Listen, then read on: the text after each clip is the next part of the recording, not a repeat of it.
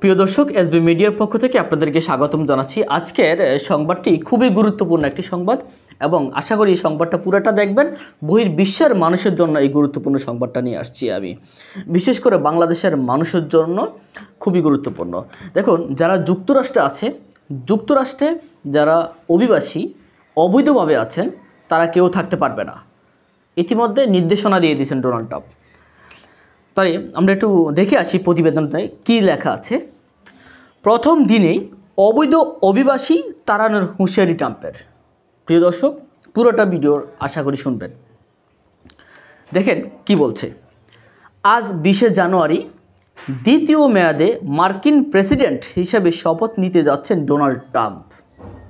আজকে দায়িত্ব নেওয়ার প্রথম দিনে যুক্তরাষ্ট্রের অভিবাসন ব্যবস্থার উপর কঠোর বিধিনিষেধ আরোপ করার হুঁশিয়ারি দিয়েছেন তিনি।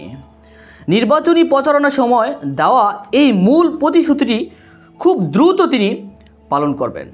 তিনি নির্বাচনের সময় তিনি প্রতিশ্রুতি দিয়েছেন যাতে করে অভিবাসীরা না থাকতে পারে।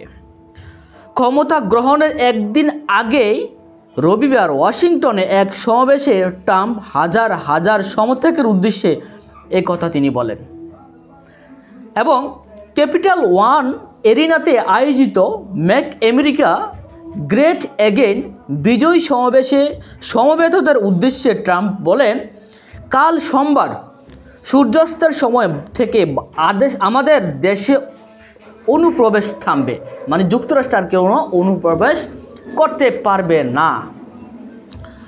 নির্বাচনী প্রচার চলার সময় ট্রাম্প বরাবরই বলেছেন, প্রেসিডেন্ট হলে তিনি অবৈধ অভিবাসীদের বিতাড়িত করতে যুক্তরাষ্ট্রের ইতিহাসে সবচেয়ে কঠিন তৎপরতা শুরু করবেন তিনি।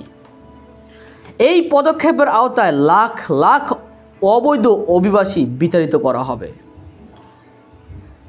ট্রাম্প আরও বলেন, এটা যুক্তরাষ্ট্রের ইতিহাসের সর্বশ্রেষ্ঠ রাজনৈতিক আন্দোলন। এবং বাংলাদেশে যারা আছেন সেখানে বাংলাদেশের বাইরের জন্য ঠিক সেম ফর্মুলা।